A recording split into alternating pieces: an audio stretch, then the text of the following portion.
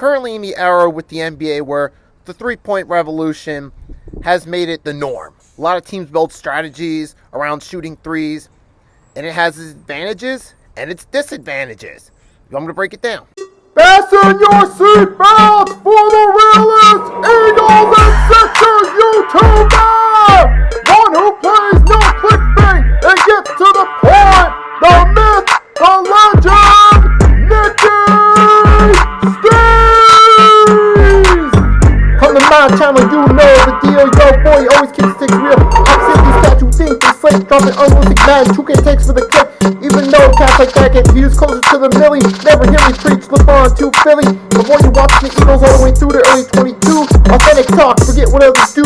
Come to my channel, you know the deal. Yo, boy, always keep things real. The 24/7, 365 way. Sports content for the reals that feel the day.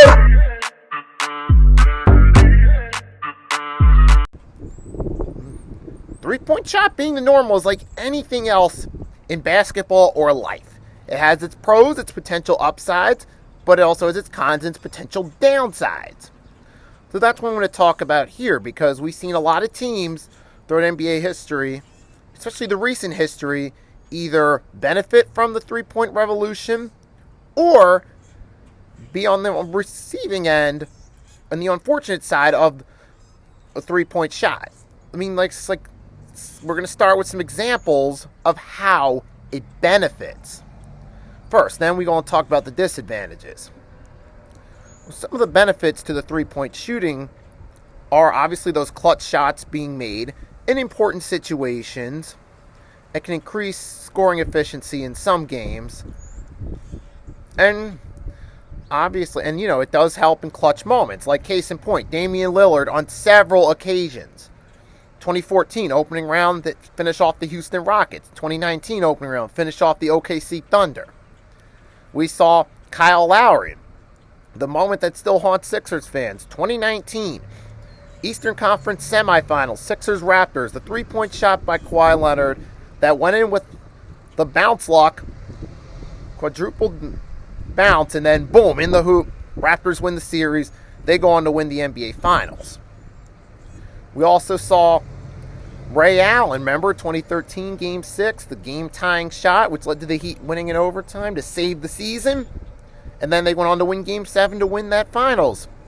Point is, these are several examples of the three-point shot being crucial and playing out in clutch moments and determining the outcome of games and seasons.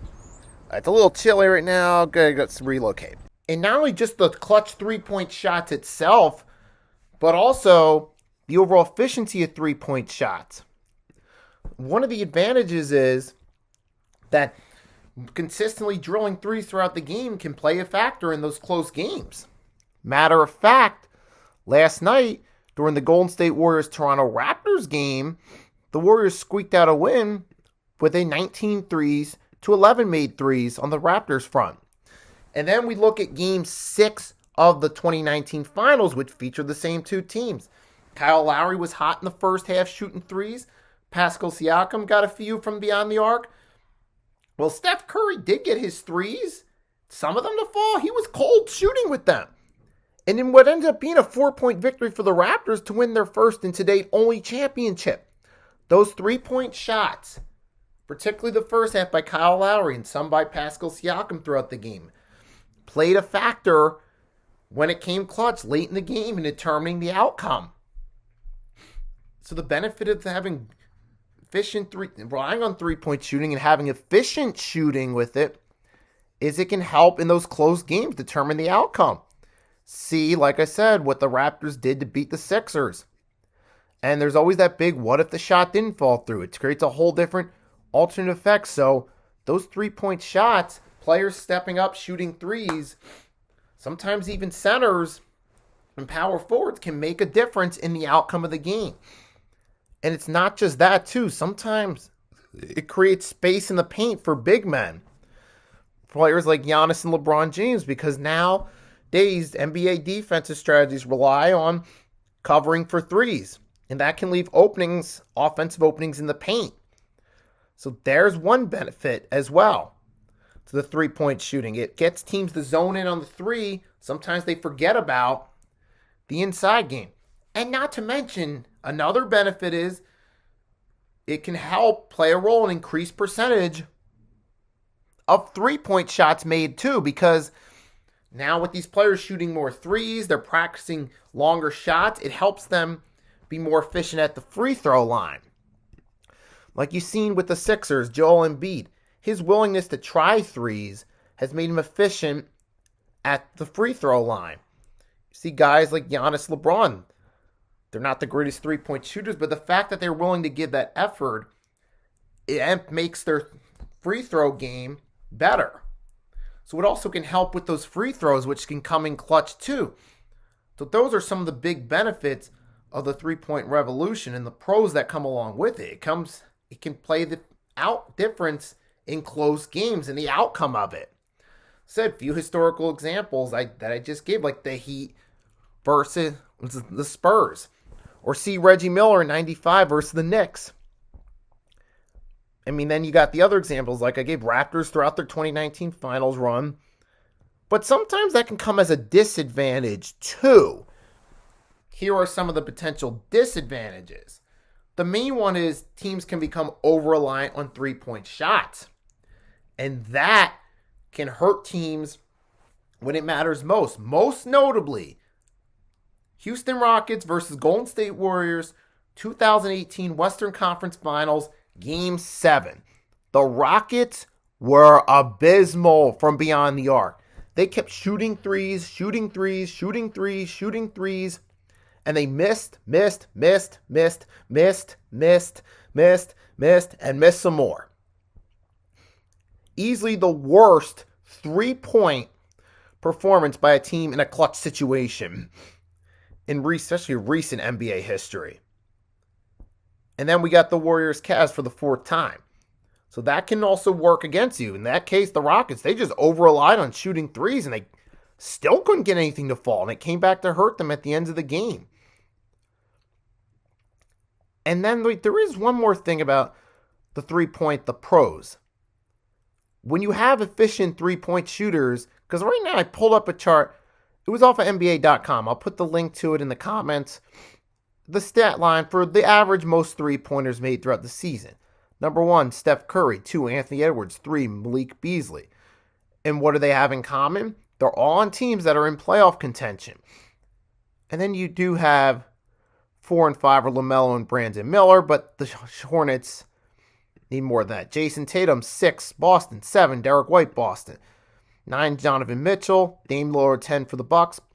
Now, obviously, that doesn't mean that doesn't tell the whole story of the game. Three-point shooting isn't the only factor, but there is a correlation between teams having players that are deadly beyond the arc and teams winning games. There certainly is a correlation between them.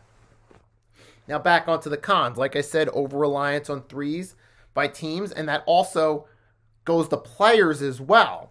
You've had certain players that were phenomenal three-point shooters, but didn't have a great all-around game. And never truly they never took that next step from a good three-point shooter to the next level. Like, see Kyle Korver. Excellent three-point shooter, one of the best three-point shooters of all time. But he didn't have a great all-around game. And that means he was kind of, he was more of a role player, which you need, but sometimes for him, he over-relied on it. Another 2 perfect examples from the Sixers, though, recently, of certain players that try to shoot threes but were one-dimensional on offense as three-point shooters. PJ Tucker and Nick Batum. What was their signature? Corner 3. Now, sometimes they would get it to fall, but the thing was, offensively, they were so over-reliant on that, they never stepped up the rest of their game, and that, too, can play a factor in the outcome of the game. Like, take a PJ Tucker. If he would have been more efficient on offense for that Sixers team, that 2022-23 season, especially that Game 7 where Embiid and Harden had poor performances against Boston, I mean, he could have really stepped up in that situation. And Nick Batum, sometimes similar to him. Now, to be fair to Batum, last season in the play-in, he stepped up against the Heat and helped the Sixers win that game. But last season, he was offensively over-reliant on the corner 3.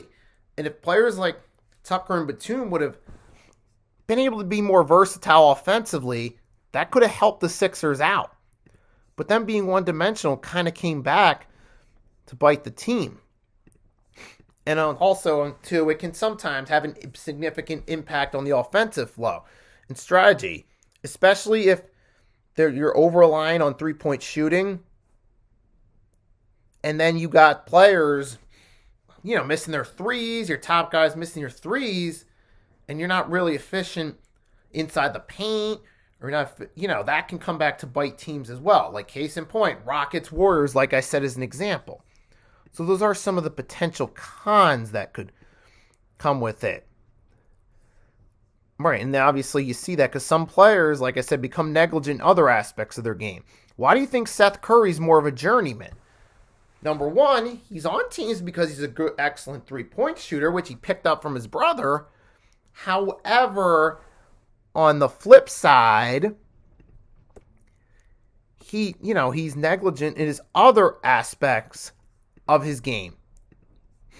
He doesn't, Steph was at least, a good all-around player. He could play some defense. He can pass the open looks. He can shoot the threes. He can shoot inside. Steph's a great all-around player, but his brother has been a one-trick pony, and that's why ultimately he's a journeyman. So sometimes that can come back to bite you, especially if that three-point shooter is your lead scorer on the team. Now, some games you might be able to win with a great three-point shooter leading the way scoring, but sometimes you might lose some close games if that star three-point shooter isn't the best player on the team. So those are some potential cons that can come along with it too. Like see in the Sixers-Hawks series with Seth Curry. He was one of the more reliable scorers in that series. But that unfortunately hurt the Sixers, caused them to lose a few close games. So that's ways that players being over-reliant on the three-point shooting can come back to bite them. So those are my thoughts right there on the potential pros and cons of the pros and cons, both potentially and actually do play out, of the three-point shooting. Especially in the three-point revolution. But that's all I got to say for now. I don't want to ramble on too long. If you watch this video, thanks for watching. If you want to leave a comment, let me know what you think. Feel free to do so. Also, make sure to drop a like, subscribe for more content. Till next time, it's your boy Nicky Stees signing off.